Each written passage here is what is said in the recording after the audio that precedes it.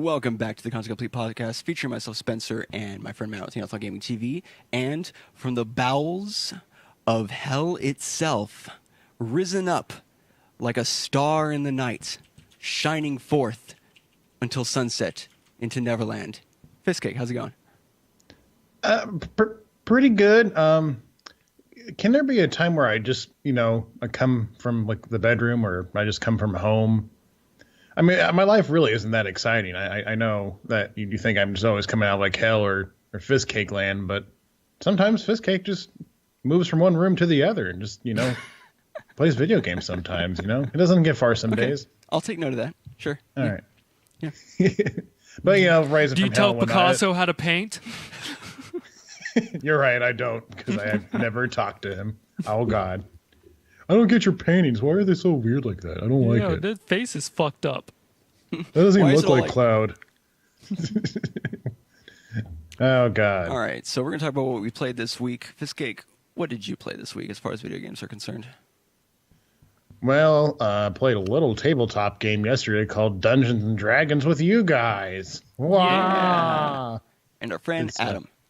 And our friend Adam, who has no presence whatsoever except for a band. I think it went okay. I definitely was not prepared for the first fight because I didn't think about like anything else except for like, oh yeah, you guys got to fight wolves.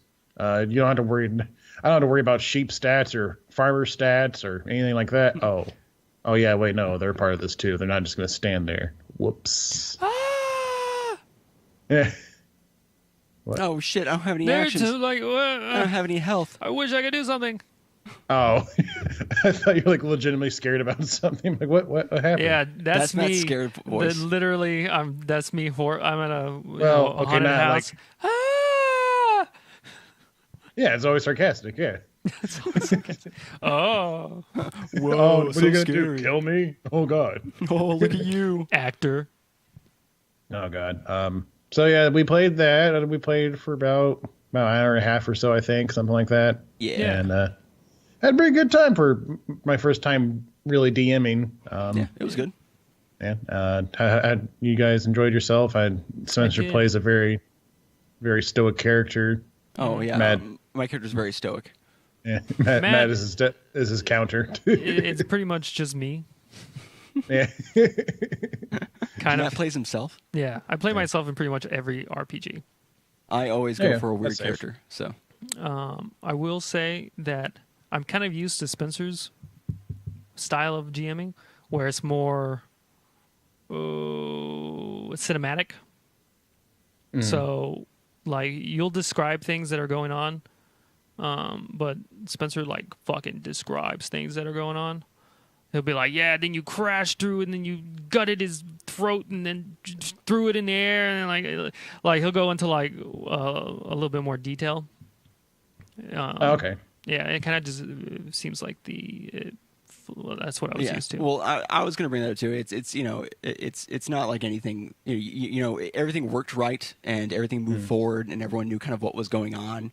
It didn't lag in any particular points really. It did lag a little bit during the wolf fight. Well, okay, just a little bit though. It wasn't that bad. But yeah, I mean that's because he was figuring that stuff, which is like literally how every first game happens.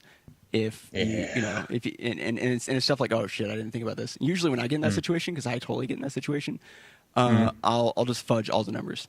I'll be like, this person. I mean, that's has what I 10 pretty much health. did. Yeah. This person does a 1d6 damage now because I'm not going to look it up. I'll just assign stuff, and then that's just like, okay, for the rest of this fight, that's how powerful they're going to be. Like, okay, this bite does 1d8. Fuck it. But I was gonna bring it up as just like because it seemed like because you can be super descriptive, but running everything and making sure the plan goes appropriately, it's easy to forget about the experience. Yeah. But no, it was definitely trying to like, oh God, what happens in my next? mind the What entire happens time. next? Yeah. But no, I mean we can talk sometime, and I can give some just stuff that I do as far as tips or whatever. But also, I feel like your style's I liked it. It works. It was good. I had a lot of fun. Cool. Yeah. Good. Glad you guys enjoyed yourselves.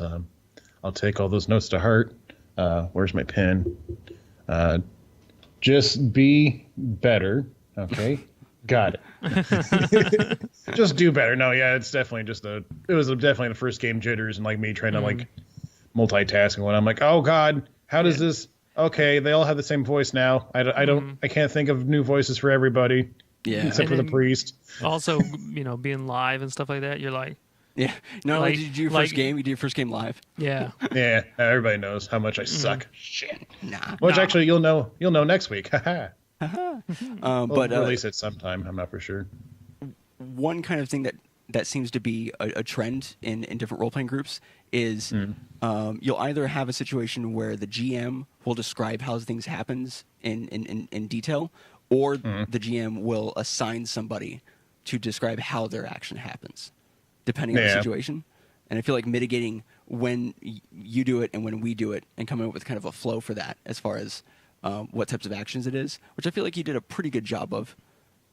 Yeah, I forgot to do the. I always want to like have when people kill somebody or something. I want to like have them describe the finishing blow or whatever. But I forgot that for like half the kills you guys made. Yeah, and I was like, oh wait, I think the first one I did was for you when you killed like that down wolf. I was like, oh, I forgot to be doing this the entire time. Yeah. Oh no. Yeah. But next time you'll come back stronger, more powerful than before. So. Yeah, a year from now I'll be the ultimate demon god. Whoa. And plus we'll play other games and stuff too, so we'll all have our turns being noobs and stuff. So yeah. Cool. But yeah, so stay tuned for that, everybody. It'll be on YouTube and it'll be on your favorite podcasting app as well. Other games I played, more Persona 4, which Matt, you were saying you were having problems sleeping last night, and you stayed up till 2. And I did the same thing. Playing Persona 4, just lying in bed. I'm like, oh, I'll just play it for a little bit. Hey, Left enter. Oh, hey, Corn from earlier. Forgot to say hi. Sorry. Whoops. Yeah, it's just Corn. Whatever. But yeah, we're getting pretty far in that. I think I got the whole team assembled. I just rescued the teen idol that becomes basically your Futaba. Mm. And, I don't want too many details. Because I want to go back and play that. Okay, well then I won't say too much more. But yeah, so that's picking up finally. I've been going back to an old game that I used to kind of like mess around with when I get bored, or I'm just like kind of like, hey, I'm just having a fuck it day. I just don't give a shit. I'm just gonna play video games or whatever. Yeah. It's called Breach and Clear, which it's basically, from what you can tell, it's like a squad. It's like a little bit like XCOM, I think, but like more focused. Yeah, it's mostly focused on like you being like counter-terrorist and like basically breaching and clearing room. It's in the title. It's all in there.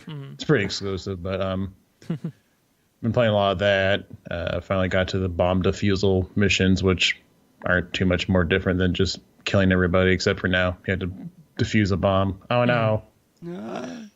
Yeah. And then also breaching and clearing, we played some Rainbow Six Siege Friday night. Yeah. Yeah, and this time things didn't totally fall to shit. Yeah. For our internet connection. So your internet worked. We did okay, I think. Skip and I are Shield brothers now. We're all Shield brothers here. Nothing but shields for days. That's like, I hate Shield people. Yeah, I do. I hate them. They're not fun. Because I always gravitate towards the faster, aggressive more aggressive style of playing. So the Shield is not that. Yeah, so I'm like, this is not fun. There's something about playing a Shield guy that, especially Blitz, that's it's like you can kind of just like set into the character, right? Like I'm the Shield. I'm going to go into the room. If I get shot at and one of my bros is behind me, just stay still and be like a mobile, like blocking agent, basically. Yeah, like a mobile wall. And then the only thing you need to worry about is, okay, especially with Blitz, if did I just flash him? All right, so he's blind. Shoot at him now. Yeah, exactly. Yeah, Blitz is pretty cool. Blitz is like the more of the salty of the three, whereas Montagna or what I forgot how you say his name. Montaigne, yeah, he pretty much is just like a mobile fortress. He's just like, all right, this is my spot now. Bye. Get out of here. Yeah, dude, I hate trying to kill Montaigne. Oh, yeah, But well, yeah. I feel like people haven't been using Montaigne well enough. It always seems like you see a Montaigne come down the steps by himself or come around the corner by himself. Like, I feel like people should be like lining up behind him, and then he just stands there, and people just shoot like he's a pillar, you know? Yeah, I mean, yeah. Whenever I'm playing, I usually try to like find somebody who's like odd man out or whatever. Which I was usually like tag along with Edge, not because like, oh, that was me senpai. Is like everybody else. There's like 3 other guys, like you guys and Coulter, out doing something, and then I'm like, oh, well, I'm not gonna have a 4-in-1 group. That doesn't make any sense. 2 and 3. Yeah. Corn, no more game scoring ever. Yeah, I found myself doing something similar where, like, if I noticed that Edge or Coulter or something was going on by themselves, I'd be like, all right, I'm going to be this guy's support. Yeah. It's gotta. And like that type of role is it's like, you know, there's not too. The strategy is already there. You know, I'm here to block shots, and that's good. I'm here to block shots and occasionally maybe kill 1 or 2 people. Yeah. Flash him. So yeah, I've been enjoying that. I can't wait until I might start like doing part-time work instead of full-time work, so I can actually like play that game more and be half as good as Edge, maybe 3/4 if I get really lucky. If I really get down and get dirty about it, I need to start playing more often. I think I think that game is it's like 40%. Like base level skill where you have to know how to shoot and like kill people, like technical skill. Yeah, and then the other 60% is like game knowledge. Like, I need to put traps here. I need to watch this area. I need to do like this. I need to do that. Instead of like, I just need to, you know, I'm just going to shoot people when they come in. That doesn't work. Yeah, because they're going to shoot you through the window behind you that you didn't even realize they were going to fucking rappel down. Or right. So I like that about that game. Yeah, the strategy portion and the heavy team-based like approach is actually really, really well executed, and that's actually part of the reason why I stopped playing. Like halfway through the night, I just stopped playing characters like C's just 100% kill your team for Spencer. Basically, as far as doing the defense portion of it, I don't know where stuff goes. And so I just wait until somebody tells me, hey, we need to have a protective wall here. And certain maps, it's obvious because, like, this thing's in this room, protect this room. Like, okay, that makes sense. But when you have, like, multiple locations you have to defend, I find myself thinking, I mean, should I put it on this wall? Should I put it on that wall? I don't know where to put stuff. And then, like, when I was playing, I think it was Pulse, I had that remote detonation charge. And I was like, I don't know where to put this. And you have to detonate it, you know, yourself. So like, okay, I'll put this on the wall, but if you put it outside, people will see it and just shoot it. Yeah, you usually just want to save that for tight situations. Yeah, so that's what I realized is like, I guess I'll, you know, just toss it down, run around the corner and blow them up instead of having it be like a stationary, you know, trap. thing. Trap. Yeah. But I was like, I don't know where to put this, and so I'm just going to go back to playing Doc. And I feel like I'm getting a little bit better at knowing that, you know, honestly, but beforehand I wasn't using any of the healing stuff. But then I'm like, wait, I can overheal myself, or I can search someone out to overheal him, and that like fucking changed the game for me. Yeah, like I noticed, like every time I play like a character, like I learned something new about their abilities. Like I just found out like this last Friday with Jackal, not only can you see their footprints, you can actually like scan their footprints and like see where they're at in the map. I'm like, oh, yeah, that actually makes them way useful. That's why. Oh, okay. Hey, how's it going, Big Weenie? Yeah, what's up, Big Weenie? Going on, Wiener. Well, he was. I know. It's a funny name. I think his name was Jeff. He said, you can call me Jeff. And I called him Jeff. My name is Jeff. Yeah. Anyways. But yeah, that game's pretty good. Yeah, I like that a lot.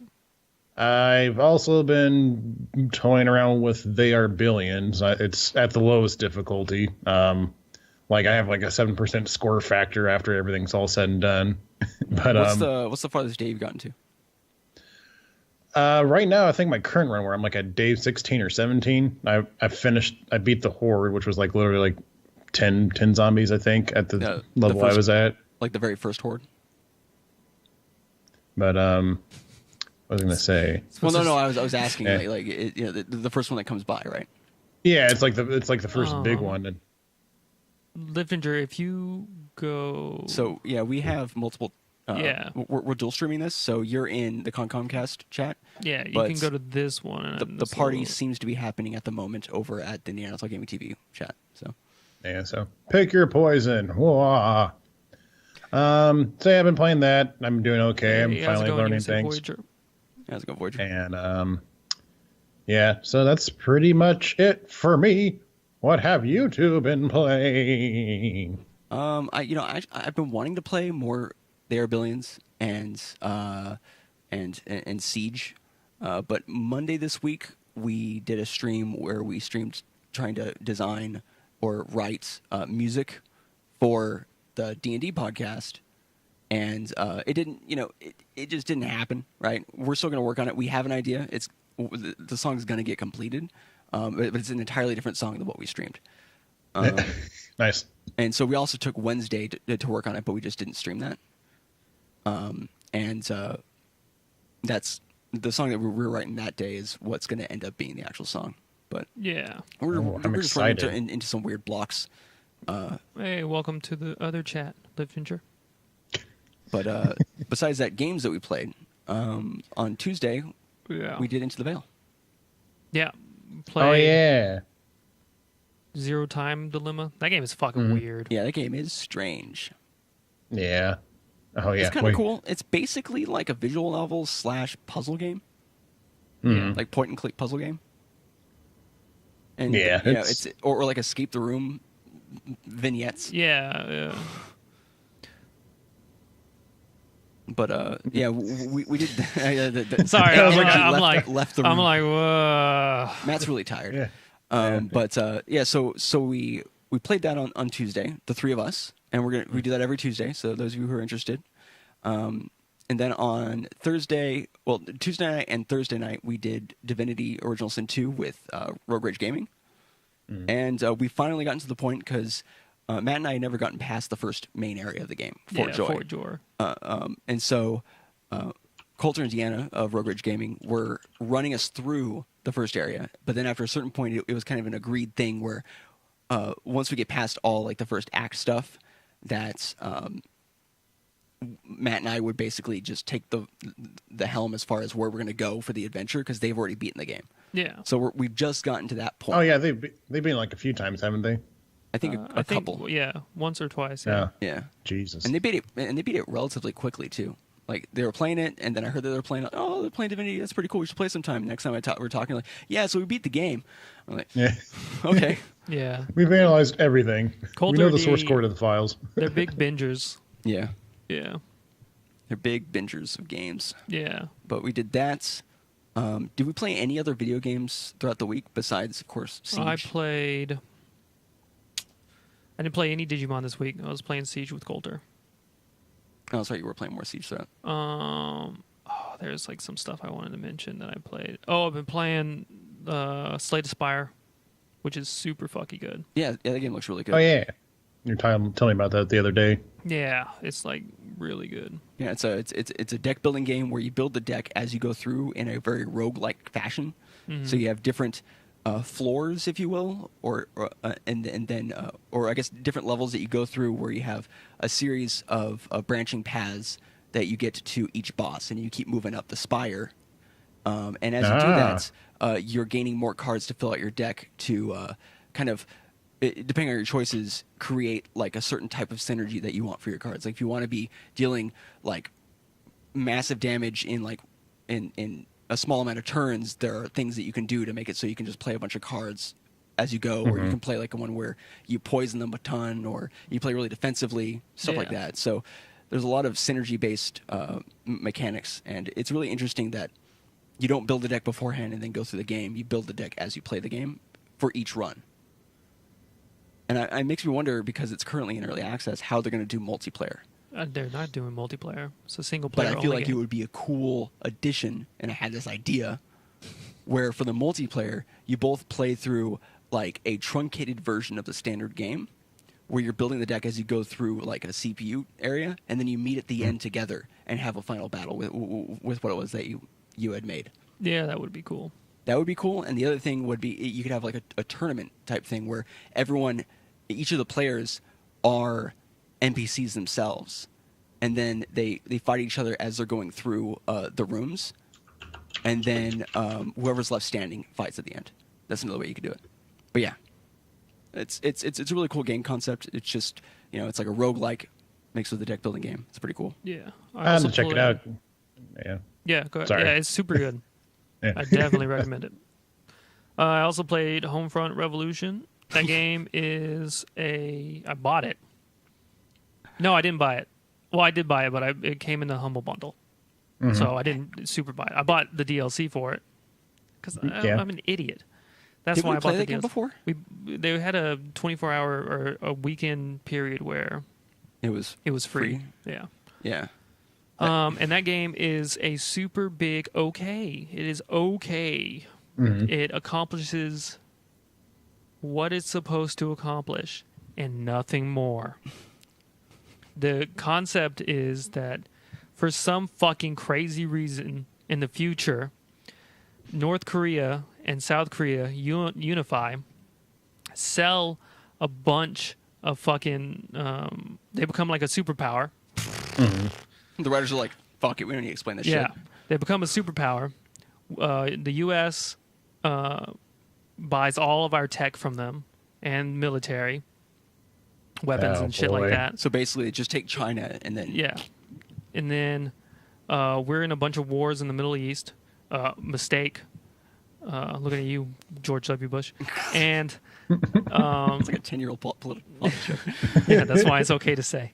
And then what you didn't know, though, is that the new Korean overlords had installed back doors into all of their tech that they sold you. And so when you default on the loan or the money that you owe, whatever, because you're losing wars, they fucking come in and invade you. So basically, America defaulted on their loans, and big bad credit company North Korea came in and decided to go all mafia on our ass and take over. Yeah, and then took over. So that's what you're doing. You're just that easy. Thank God there's no nukes or anything that people could use. And now you're part of like a revolution. You got to fight back against those on the damn home front. Koreans. Oh, that's the title of the game. Oh, yeah. Wow. Homefront Revolution. Yeah. Whoa. But you also forgot to mention that this is a sequel. Yeah. To Homefront. So there's been two games. There's been two big That game is fucking garbage. The fact that they actually made a sequel that is not as bad, but still completely... Homefront 1 is probably one of the worst games I ever played. Yeah, it's really bad. The NPCs, the enemies or whatever, they only target you. So you're running with a squad of people, right? It's one of these scripted events. Yeah. All of the enemies, there's like 50 of them. All their guns are pointing at you. The rest of your squad just runs by, and no one shoots them. And they don't shoot at people. Yeah, they don't shoot at people either. Well, like they act like they're shooting at people, but they're completely ineffective. Yeah. Yeah. That game is garbage. Stormtrooping it. But Homefront Revolution is okay. Kind of made me nauseous. That's cool. Just in general for being a game. No, just for existing. The FOV. Yeah. And then I played Dishonored. First one. I bought the definitive edition because I want to go through the DLC, and then I'm going to play Dishonored 2 by myself. What kind of run are you doing? Are you doing just like a standard, just play through the game? Yeah, I'm going to do the same one that I did before. Low Chaos. Low Chaos. Nice. And then we played Melee and Smash 4, and today I sucked dick at Smash 4. So yesterday Melee was good. Yeah, that's what we played. Yeah, that's what we played. Moving on to the first topic. For those of you who are unaware, Awesome Games Done Quick finished last night, this morning, of their speedrunning marathon, and it's like a technicality. They technically beat their previous world record. Previous record of donations. So yeah, they raised $2.2 million, $2.24 million. Yeah, they raised, I think it was 2.16 the previous year, and then this year they were at 2.16, and they were like, man, it sucks that we weren't able to raise enough. But then they added in the subscriber portion of it, like all the people who subscribed to the channel to be able to chat, and that was $108,000 worth of subscriptions. I just saw your comment, Livinger. Homefront Revolution sounds like a game where you're a housewife on the prairie. That would be better Fine than for probably women's rights. Oh, suffrage. Yeah, so they when they added that in, they technically beat their previous record of earnings, which goes to the Prevent Cancer Foundation, which, I mean, it's good hype. Which I think is the most, it's the most they've ever. Yeah, the most they ever done. And me, at the beginning of this week, I was like, they're not going to beat their record. Yeah. People are losing interest. I was wrong. People are not losing interest. Honestly, they have like 5 good runs that like to thank for that. Like as far they as have more than 5. They had actually like a lot of high quality runs this year. Oh, that's good. Yeah, I was under the impression that there was like a bunch of okay stuff and then there's some really really good stuff. But yeah, they had some good bid incentives because every year they'll have stuff where you get to decide, like based on donations, what characters are named in certain games, or save something the animals or kill or not. Something. Yeah. Although that wasn't here this year because, as we talked about before, this year is the first year that they did not have Super Metroid. So instead, what they did is there is a Super Mario World ROM hack that you called, can save or kill the Yoshis. Yeah, you save or kill the baby Yoshis in this ROM hack called Super DRAM World. Super Dram World 2. Super Dram World 2, yeah.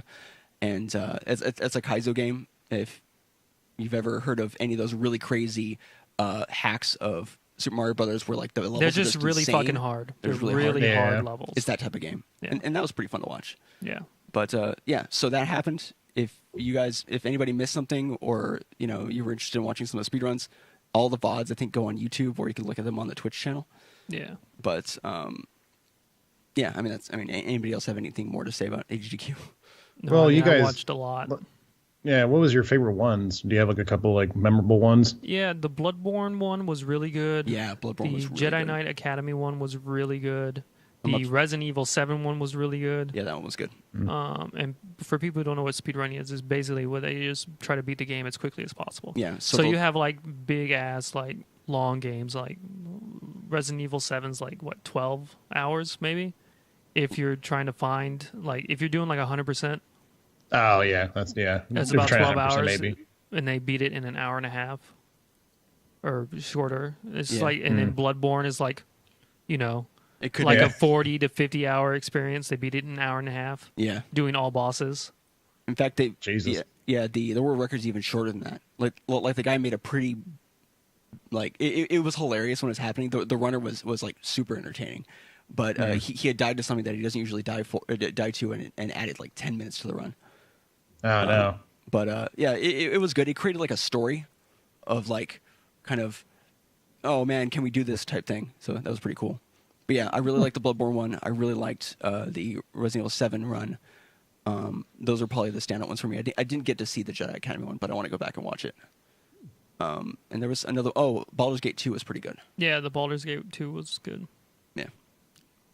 But yeah, I highly recommend watching AGDQ or SGDQ. Yeah, that's the summer games done summer. quick. And that will be coming up this summer, the next SGDQ. Yeah, 5 months or so. But yeah, moving on to the next topic, we have the first Switch emulator was announced called Yuzu. So for those of you who aren't hip with the emulators, basically it's a way for PCs to play console games. So they have like Citra for Nintendo 3DS. Yeah. And so you can load in Nintendo 3DS games. They have one for the Wii U. Well, I don't remember what that one's called. Simu. And they're kind of like technological feats in some ways, depending on the so on the basically console. what they do is they just reverse engineer the console's architecture and everything that they use, and then you emulate that on the computer. Yeah, and which is really hard to do. Yeah, super. Yeah. It's like totally legal, so they're not like they write all their own code, stuff like that. Yeah, they don't steal anything from the actual console itself. They recreate it themselves. And the legal boundary behind that is basically if It's all original code. They can't. Yeah, it's all original code. So But How yeah. do they do that? Like I've kind of like read a little bit about it. Like basically they take like the test models for developer, or like a dev kit or whatever of the console, and they figure out the code from there or something. Is that how that works? Or it Yeah, depends. they pretty much just crack into the console, like yeah. and look at all of their source code and stuff like that. I think most of the work goes into just being able to like emulate to get the game to run with your PC. So instead of working with the console, which everything's very specific as far as CPU or graphics card, especially with the older stuff, like the PS2 emulator, PSX I think is what it's called, or something, or PSXE. But to get it to be able to run with just like a standard computer CPU, and working on like memory management with that, and tricking the memory card portion of it to be able to load stuff when you want it to. That part I think is like the baseline architecture portion is the main thing that they have to work on, that takes the longest to actually create. Gotcha. Yeah, I only asked because I only knew that one thing about like you usually have to use like dev kits or whatever just to kind of figure out the code. Is because I think I saw like on Reddit, like check out my cool PC subreddit. I don't know the actual name, but basically somebody got like a dev kit for like an original Xbox one, or an original Xbox. Yeah, original Xbox. Individual. Yeah. Yeah. And basically the whole thread was everybody shitting on him because nobody can find dev kits for that, and because they can't find dev kits, they can't make emulators for the original Xbox games. So I was like, oh no, this looks pretty cool. Yeah, I think it depends on the system, because certain ones are probably harder to crack than others. Yeah, I'm sure that getting the dev kit will speed up the process, but I think a lot of them are built from the ground up. I know. Is there even an Xbox 360 one? There is one called Xenia, but it's like not very good. Yeah, because I remember it was hard enough to do anything with the Xbox 360 that wasn't exactly what the Xbox 360 wanted you to do. That was the Xbox. Was it just a regular Xbox? Yes. Okay, then yeah. Yeah, they still haven't been able to emulate the original Xbox because the architecture is all fucked up. Yeah. Like that thing is just cobbled together. So. Yeah. But yeah. Cool. But So so they have one for everybody's learned. Switch. Like it's crazy that they're doing it this quickly. Yeah, that's the surprising part, is how did they actually, like, is it really similar to the Wii U in some way, architecture wise? Like, how did they get this? The people who are making it are the people who made the 3DS one, Citra. And the 3DS one is working pretty well. The 3DS one works. That's it. It has some weird CPU draw. You have to overclock. Yeah. You basically have to have like a 4.3 To even play, I think Pokemon. Yeah, the newer Pokemon games, Sun and Moon. I remember Matt was testing it out, and the CPU was having a hard enough time where the frame rate would never go up above a certain point, and the game's locked with the frame rate, so everything would slow down, the music would slow down, and so it was like the beginning area, he's just like trudging on through this fucking game, but then when he went to battle, everything was fine. It was really weird. I was about to say, I can imagine like slow down Pokemon battle music. Oh yeah, it does it. Corn, some of the 3DS games work really well. Just the ones that I want to play don't work. Yeah. Just basically the flagship for all the mobile Nintendo games, Pokemon. Yeah, basically. Yeah, so that's happening. Fizzcake, you want to tell us about the Dark Souls remaster? What? Why is Yeah. Oh, well, I don't know. It's just I've been talking so much. Yeah, Dark Souls getting remastered for Nintendo Switch and PS4 and PC and Xbox One. People were kind of originally saying that they were thinking that Dark Souls was going to be remastered anyways, but they were just thinking for like the PS4, maybe the PC as well. Yeah, the Switch is a big surprise. Yeah. Yeah, dude. I like everything's coming out for the Switch. That's fucking bananas. Corn, none of the Fire Emblems work with the Citra. I tried. They're not, yeah. I think the main thing with the reason why it's not very surprising to me is the whole reason why there's a Dark Souls and not a Demon Souls 2 is partially because Demon Souls was also published or most of the rights for it was owned by Sony, Yes. so they had to make it for the Sony system. So that's why there's not a Demon Souls outside of that, really. And the same thing with Bloodborne, I think, was done a similar way as well, which is why that's only on the PS4. But for the Dark Souls series, they are doing their own thing with it. So because they're able to do that, they have the freedom to be able to do things like port it to different systems. And I think the only thing I'm a little surprised about is the fact that it's going on the Switch, like at the same time as everything else and all that, which is pretty cool. Yeah, I mean, Switch keeps killing it, and I don't think that Switch can be stopped. It's going to be fucking killing everybody in sales pretty soon, probably. Yeah. I mean, it's already doing very well Nintendo-wise, let alone console-wise. I'm really interested to see what they do after all these major ports come on. Like, if there's going to be any like more major third-party developers that make games for the Switch. I mean, why wouldn't maybe. they? Well, because the install base is huge, so they would be like stupid not to put their games on it. Yeah, the reason why they didn't put any games on the Wii U is because no nobody one bought fucking bought it because Yeah. no one knew what the fuck it was. So Yeah. they lost. Nintendo lost all third-party support. They're like, why would we port our game, spend time and resources doing that when it's going to sell not Nobody even plays it. 1/5 of the cost that we put into the port? Not to mention the performance of the system wasn't quite up to snuff. Yeah. Yeah, it seems like since like they've been pretty much like hit or miss. It's like Wii was good, Wii U not, Switch is good, Switch U will not be probably as good. Switch U and then Yeah, Switch they're doing Me. like a Windows thing where every other Windows is pretty good. No, but the ones in between is like, oh, I gotta update my stuff 15 times in one day. Okay, whatever. Windows. Although I would argue that the GameCube was pretty good. I like the GameCube. Yeah, the GameCube had a lot of sleeper hits.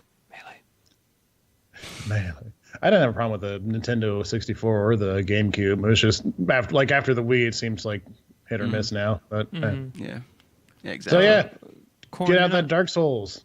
Yeah, I think I'll probably pick it up if Coulter picks it up so we can play together. Yeah. Nice. When is it supposed to be happening? Is that yeah. May 25th. May 25th. May 25th? Oh, 5 days after my birthday. Corn, you're not looking at the long term, my dude. If no FE games work, it sucks. No FE games work now. Well, they will work eventually. And when you're 40 and you're like, man, I really want to play, Fire Emblem Awakening again. Just like, the kids are all off to college and doing all this other stuff. You're going to be like, what was that emulator? And it's going to be like Dolphin is now. Runs every game fucking perfectly. Yeah. And then you're going to be like, huh, remember that time I said they sucked because they couldn't play the FE games when the emulator was only fucking 3 years old? You got to look at the long term. The long term. Yeah. Exactly. If we survive the nuclear war, but that's whatever. It's fine. Well, yeah. Well, what's great is all you need is just a PC with a CPU. Yeah. So like that's the great thing about emulators. But the next portion of news, which is probably the best news in the world for a particular friend of ours, they're actually re-releasing the original Xbox controller. It's called the Duke. Yeah. And so that's coming out for the Xbox One and PC, right? Yeah. So that's pretty cool. I haven't touched an original Xbox controller since I don't even know when. I think I used one. When we used to play Halo 2 and stuff like that, you used to. Halo 2 was on the original Xbox. Was that on the original Xbox? Yeah. Man, Jesus, it's been such a long time. So you've used it a lot. Yeah, the bulky ass one. Mainly, I guess, for just nostalgia factor. Probably there's probably some kind of anniversary coming up, but also because a lot of people with bigger hands really prefer that controller. Yeah, Coulter is one of those people that prefers the OG Xbox One controller or OG Xbox controller. Is there pictures of it yet? I'm sure there are. I think there is. If I knew how to spell the thing, I would do it, but I can't seem to find. How do you spell Hori? Is it Hori? Hori? Oh no, yeah, Hori. It's HORI. That's actually the other controller, which is the other thing that I was going to mention. There is a company called Hori that is making a PS4 controller that is designed like the Xbox controller. Now it's not designed like the original Xbox controller. It's just designed like the Xbox One controller. But they're calling that one Onyx, and that one comes out. Actually, that one also doesn't have a release date, as far as I can tell.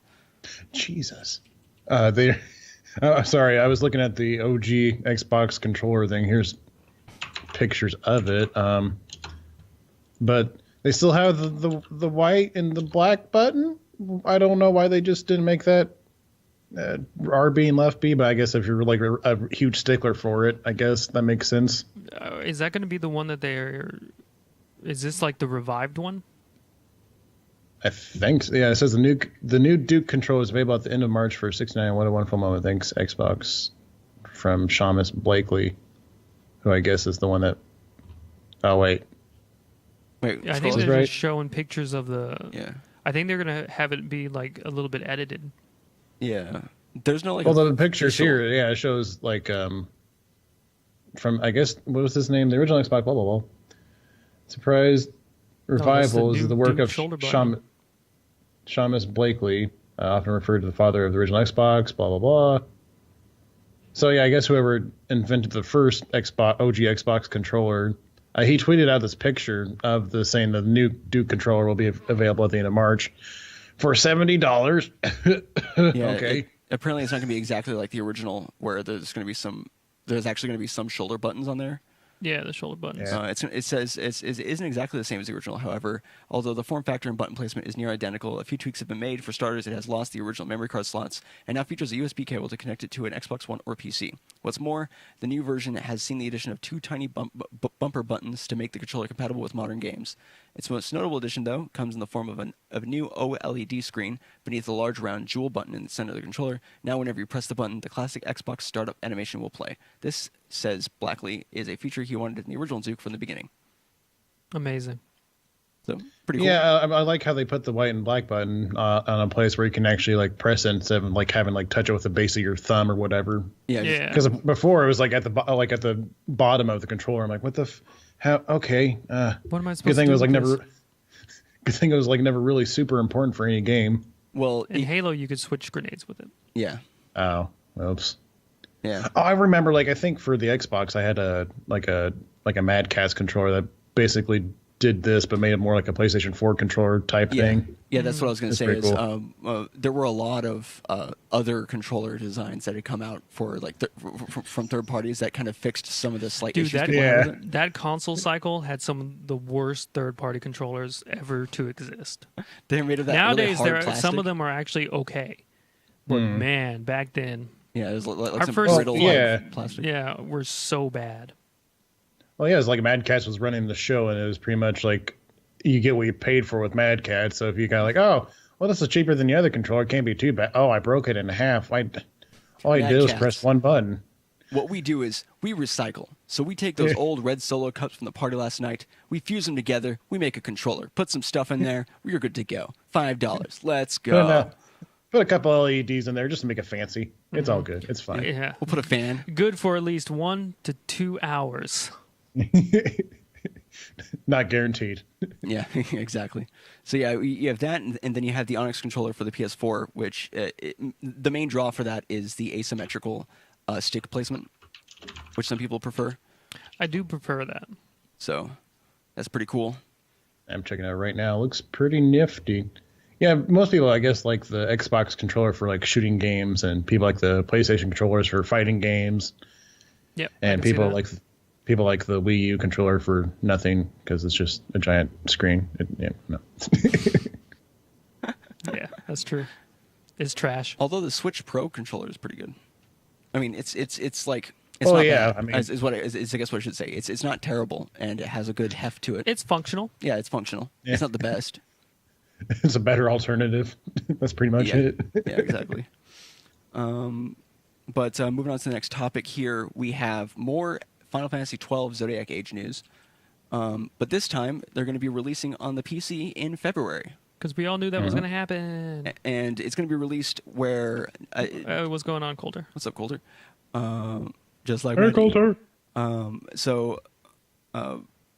It's going to be released, and do we confirm that it's going to have automatic unlock of minus mode and plus? Yeah. New Game Plus mode? New Game minus and New Game Plus. Yep. Now, we had to look up what New Game Minus was. That's a crazy mode. basically, if you've ever played Final Fantasy 12, you level up automatically as you play, just by gaining experience, and you don't have any. Whoa. Yeah, I know, right? It's like an RPG. You don't have, but as compared to other RPGs, you don't. There are no choices in the matter, so you don't choose any stats that you upgrade. You don't like level up your health in a particular way. It just kind of does it all like in the back end. You're a higher level, so now you can take more hits. Yeah. Anyways, so minus mode doesn't allow you to grow levels. You're just stuck at level 1 through the whole game. So all you have to do as far as leveling up is the skill tree. That's all you have access to, because that's an entirely separate system. And when we were playing Zodiac Age recently, I was saying that mode seems so, not the mode itself, but the way that they do leveling seems so pointless, because literally it's so linear that why is it even in the game? Yeah. And then now they have minus mode, and I'm like, this is exactly what I wanted. But I mean, let's be honest, I'm probably not going to play it. Yeah. We didn't play it on the PlayStation 4. No, we haven't. That game is not very good. I want to play it. I don't know why, but I want to.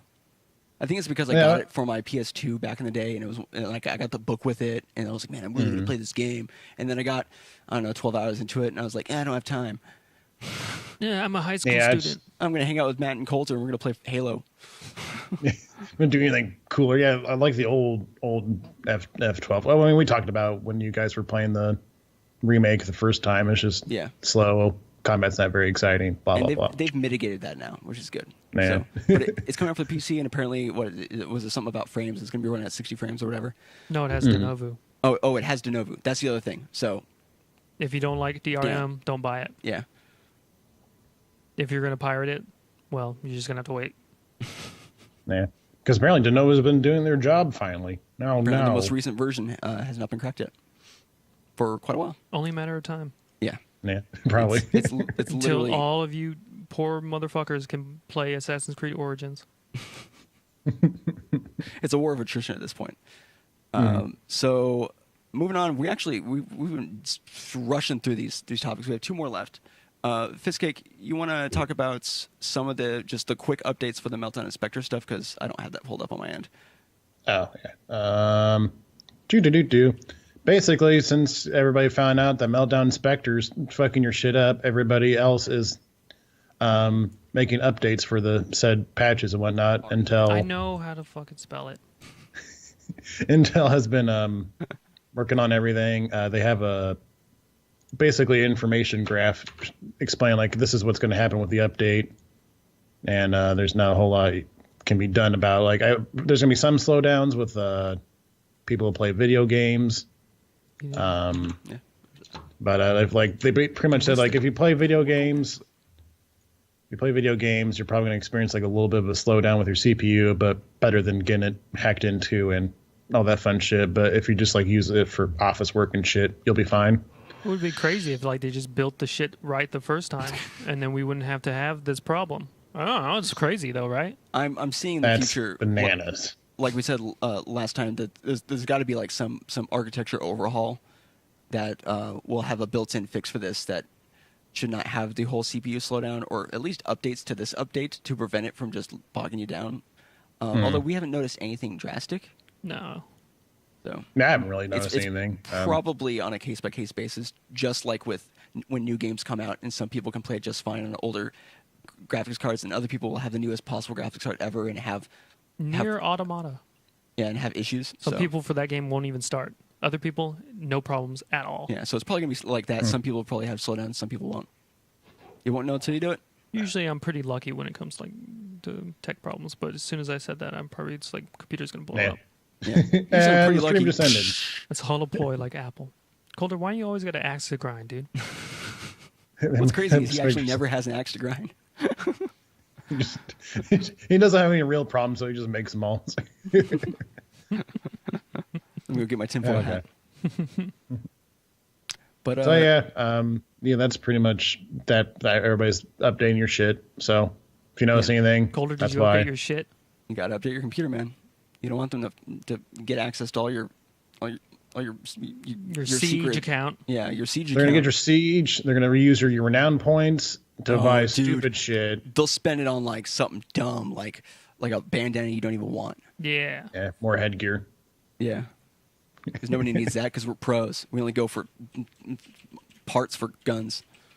Yeah, efficiency, not charm, not whatever the beauty. There we go. Mm-hmm. So, but yeah, so that's Meltdown and Spectre. It's still ongoing. They're still updating stuff. But our last topic of the day is a topic that that was on last week as well. This is just another update. The CS:GO, was it CS:GO? No, it was Call of Duty. It was Call of Duty. The Call of Duty Swatter from last week has now been charged with manslaughter and faces up to 3 years. Not the level of punishment that some people would prefer, but I'm glad that a charge was made. I don't know. I'll have to look at the article. Fiske, did you see anything about what happened to any of the other people that were involved? Let's see. We'll do a quick scan. I don't see anything else about other people, but apparently he's also the guy, Tyler Barris, is wanted in Canada. So that's cool. Man, Canada, what the fuck, dude? Oh, yeah. We don't want your people. Tyler, he's actually wanted in Canada? That's crazy. Yeah. I don't know if it's like he's from there. I think he's from the United States. I'm not for sure. I can't remember what we said last week. All right, we're going to ship him up to Canada because we don't want him here. Yeah, it says Tyler Barris, 25, was booked, and this is the swatter, was booked by the county police on Thursday after being extradited from California, because the actual swatting incident happened in Wichita, Kansas, I believe, and he was charged with involuntary manslaughter, giving false alarm, and interference with a law enforcement officer. His bail is $500,000. Like, no. And he's charged with a $300,000 fine as well on top of his prison time. Yeah, so. he could face a maximum fine of $300,000 and up to 36 months in prison under the manslaughter charge. Good. And yeah, he was arrested on a fugitive warrant in late December by Los Angeles police.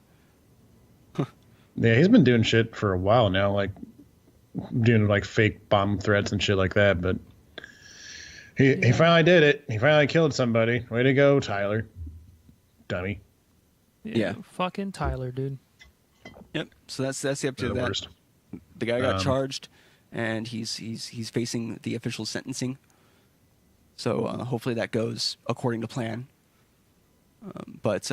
Yeah, I mean, I believe that's it. Is there any other topics or anything you wanted to go back to that we didn't talk about enough? We have a little bit of time as far as podcast time goes. Well, I have an ace in the hole here. I just forgot. Shit. I forgot to talk to you guys about it before we start talking about bring topics. It up now. We're doing it live. The World Health Organization in 2018 is going to make video game addiction an official disease. I remember hearing about that. Yeah. Okay. So I'm sorry. Who? The World Health Organization. Who? Oh, it was a joke. God damn! Ow, you got me finally. Fuck.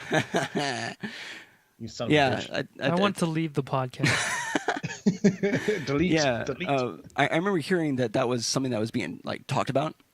So it's interesting. So they're officially going to be putting that in now. Is that going in the DSM, the official what is it, mental health like guide book of all mental health? Yeah, it says has included gaming disorder in a draft of its upcoming 11th International Classification of Diseases, a book used by researchers and doctors to track and diagnose disease, which is kind of interesting because they have the disease in there to help like people figure out how like to diagnose it and like treat it and whatnot.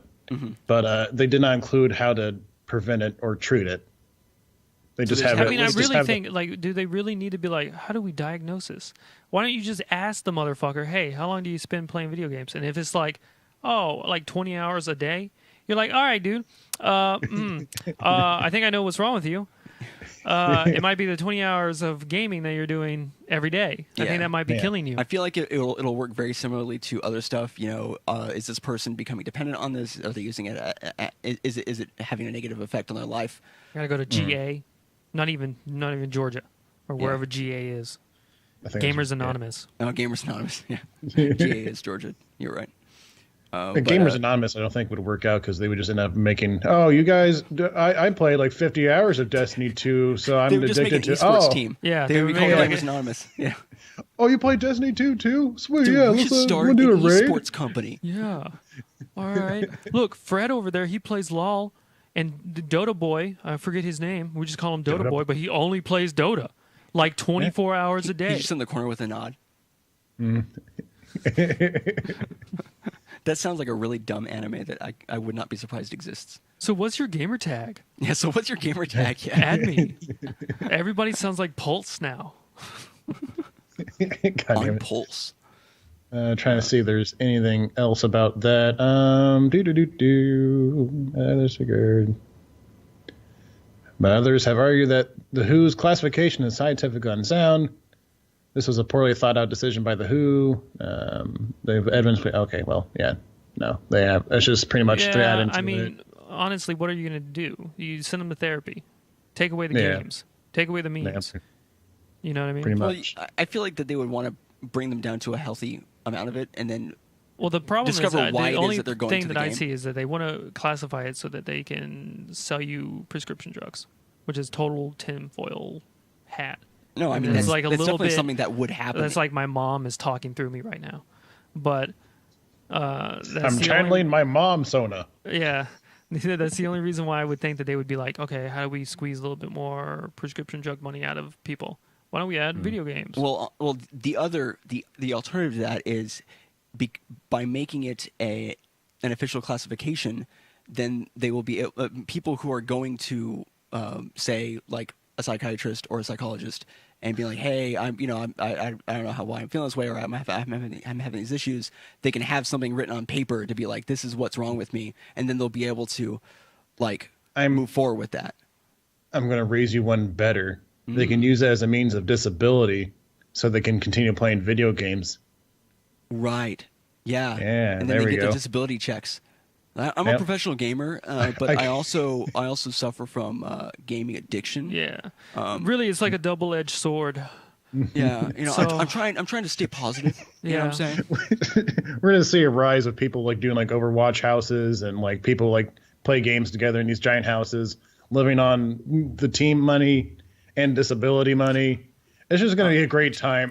This is the Tonight year for on- the gamers. Tonight on the 9 o'clock news, we cover one of our investigators went into a house, one of these illegal gaming addiction houses. Yeah.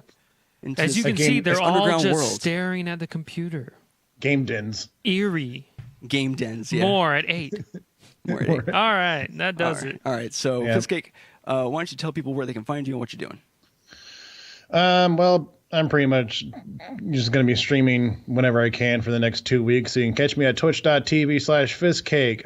The strategy guide will play a game probably once this week. I'll probably play a couple games this week if I have the time.